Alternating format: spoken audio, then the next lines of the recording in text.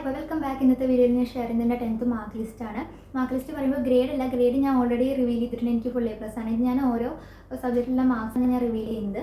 ഞാൻ photo copy എടുത്തതല്ല, ഞാനിത് mark ലിസ്റ്റായിട്ട് തന്നെ വാങ്ങിയതാണ്. ഇത് എങ്ങനെ വെച്ചാൽ നമ്മൾ പരീക്ഷാ ഭവൻ നമ്മുടെ വക ഒരു അപേക്ഷ എഴുതും. അതിൻ്റെ ഒപ്പം നമ്മളൊരു 500 രൂപയുടെ DD വെച്ചിട്ട് പോസ്റ്റ് അയക്കും. എന്നിട്ട് നമുക്ക് ഒരാഴ്ചയ്ക്കുള്ളിൽ നമ്മുടെ മാർക്ക് ലിസ്റ്റ് കിട്ടും. എനിക്ക് ഒരാഴ്ചയ്ക്കുള്ളിൽ കിട്ടി. ഇതിപ്പോൾ നമ്മൾ അപ്പം തന്നെ വാങ്ങണം കേട്ടോ. 10th കഴിഞ്ഞിട്ട് നമ്മൾ +1 തന്നെയാണ് ഈ മാർക്ക് ലിസ്റ്റ് വാങ്ങുന്നത് വെച്ചാൽ 500 രൂപയാണ്. നമ്മളത് ഒരു വർഷം കഴിഞ്ഞിട്ടാണ് വാങ്ങുന്നത് വെച്ചാൽ അത് 300 വെച്ചാവും. അപ്പോൾ അങ്ങനെയാണ് ഞാനിത് വാങ്ങിയത്. അത് നിങ്ങളുടെ ക്ലാസ് ടീച്ചേഴ്സ് ആ സമയമാകുമ്പോൾ ഒരു സർക്കുലർ അയക്കും. അത് അയച്ചതിന് ശേഷം നമുക്ക് വാങ്ങാൻ പറ്റുള്ളൂ. അതിൽ കുറച്ചുകൂടി ഡീറ്റെയിൽ ഓരോ ഇൻസ്ട്രക്ഷൻസ് എഴുതിയിട്ടുണ്ട് എങ്ങനെ ചെയ്യേണ്ടതെന്നുള്ളതൊക്കെ. പിന്നെ നമ്മൾ മാർക്ക് ലിസ്റ്റാണ് എനിക്ക് തോന്നുന്നത് ഫ്യൂച്ചറിൽ ഇതാണ് യൂസ്ഫുൾ ആവശ്യം ഉണ്ടെങ്കിൽ. എല്ലാത്ത സ്ഥലത്തൊക്കെ നമ്മൾ ഫോട്ടോ കോപ്പി വാങ്ങിയിട്ടൊരു യൂസും ഉണ്ടാകാൻ പോകുന്നില്ല. എന്ന് വെച്ചാൽ ഓരോ ഫോട്ടോ കോപ്പി നമ്മൾ വാങ്ങുമ്പോൾ ഓരോ സ്ഥലത്ത് വാങ്ങുമ്പോൾ അതിന് 200 രൂപയാണ്. അപ്പോൾ എല്ലാ സബ്ജക്റ്റും വാങ്ങുമ്പോൾ നല്ല റേറ്റ് ആവും. അത് എവിടെയും പിന്നീട് യൂസ് ചെയ്യാനും പറ്റില്ല. നമുക്ക് SSLC ഇമ്പ്രൂവ്മെൻറ്റ് എക്സാം ഒക്കെ ഉണ്ടായിരുന്നെങ്കിൽ ഇത് യൂസ്ഫുൾ ആയിരിക്കും. നമുക്ക് നമ്മുടെ എന്താണ് തെറ്റ് വന്നതെന്നൊക്കെ അറിയാൻ പറ്റും. എല്ലാതും ഇത് എനിക്ക് യൂസ്ഫുൾ ആയിട്ട് തോന്നിയിട്ടില്ല ഈ ഫോട്ടോ കോപ്പി വാങ്ങുന്നത്.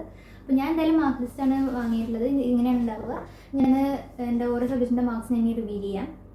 അപ്പോൾ ഇതിൽ C മാർക്സ് ആഡ് ചെയ്തിട്ടുള്ള മാർക്കാണ് കാണിക്കുക, അല്ലാതെ സെപ്പറേറ്റ് ആയിട്ട് കാണിക്കില്ല. അപ്പോൾ 40-ലുള്ളതെല്ലാം 50-ലും 80-ലുള്ളതെല്ലാം 100-ലാക്കിയിട്ടാണ് കാണിക്കുക.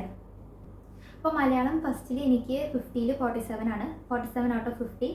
അപ്പോൾ അത് ഞാൻ പറഞ്ഞല്ലോ, എനിക്ക് ടൈമിന് ബുദ്ധിമുട്ടുണ്ടായിരുന്നു. എനിക്ക് മാത്രമല്ല പൊതുവെ എല്ലാവർക്കും ടൈമിന് ബുദ്ധിമുട്ടുണ്ടായിരുന്നു. അപ്പോൾ ഇതുകൂടി എനിക്ക് നല്ല പേടിയുണ്ടായിരുന്നു A+ കിട്ടുമെന്നൊക്കെ. എന്തായാലും സമാധാനം. പിന്നെ എൻ്റെ മലയാളം സെക്കൻഡ്, അതിൽ 50 തന്നെ 48, 48 ഔട്ട് ഓഫ് 50. പിന്നെ ഇംഗ്ലീഷ് 98 ഔട്ട് ഓഫ് 100. പിന്നെ അതിൽ ഗ്രാമർ മിസ്റ്റേക്സ് ഒന്നും ഞാൻ ചെയ്തിട്ടില്ല. പിന്നെ എല്ലാ സ്ഥലത്തും ഇങ്ങനെ 1.5 മാർക്ക് വെച്ച് കുറയ്ക്കാനേ സാധ്യതയുള്ളൂ. ബാക്കി എനിക്ക് ഇംഗ്ലീഷ് ഒരു ബുദ്ധിമുട്ടും തോന്നിയില്ല. പിന്നെ third language Hindi 49 out of 50. പിന്നെ സോഷ്യൽ സയൻസ് 99 ഔട്ട് ഓഫ് 100. ഒരു മാർക്ക് എന്തോ ചൂസ് ദ കറക്റ്റ് ആൻസറിലാണ് പോയത് തോന്നുന്നു.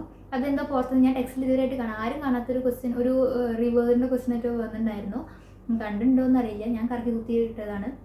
അതുമാത്രമേ തെറ്റിയിട്ടുള്ളൂ, ബാക്കിയെല്ലാം ശരിയാണ്. പിന്നെ ഫിസിക്സ് 50 ഔട്ട് ഓഫ് 50. പിന്നെ chemistry 49 out of 50. Biology 50 out of 50. Mathematics 92 out of 100. ഞാൻ പറഞ്ഞല്ലോ എനിക്ക് കുറച്ച് ബുദ്ധിമുട്ടായിരുന്നു. പറഞ്ഞാൽ കുറച്ചൊന്നും എന്തോ പോലെ തോന്നിയത് എനിക്ക് മാത്സ്. പിന്നെ ഇൻഫർമേഷൻ ടെക്നോളജി 50 ഔട്ട് ഓഫ് 50. ഞാൻ ഈ മാർക്ക് ലിസ്റ്റ് സൂം ചെയ്തെടുക്കാത്തത് ഇവിടെയൊക്കെ ഓരോ എൻ്റെ ഡീറ്റെയിൽസ് കൊടുത്തിട്ടുണ്ട്. അപ്പോൾ പ്രൈവസി ഇഷ്യൂസ് കാരണമാണ് ഞാൻ സൂം ചെയ്തെടുക്കാത്തത്. അപ്പോൾ എനിക്ക് ഈ വീഡിയോയിൽ എനിക്ക് തോന്നുന്നു ഞാൻ ഓൾമോസ്റ്റ് എല്ലാം നിങ്ങൾക്ക് ഇപ്പോൾ അറിയാൻ താല്പര്യമുള്ള ടോപ്പിക്സെല്ലാം ഞാൻ എടുത്തു കഴിഞ്ഞു എന്നാണ് എനിക്ക് തോന്നുന്നത്.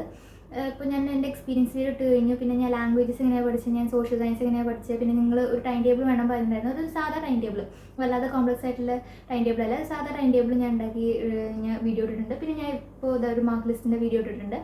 അപ്പോൾ ഇനിയിപ്പോൾ നിങ്ങൾക്ക് വല്ലതും ഡൗട്ട്സ് ഉണ്ട്, നിങ്ങൾക്ക് വല്ലതിൻ്റെയും ടിപ്സ് വേണം, എന്തെങ്കിലും ഇത് റിലേറ്റഡ് വീഡിയോസ് വേണമെങ്കിൽ നിങ്ങൾ കമൻറ്റ് ബോക്സിൽ ഇടുക.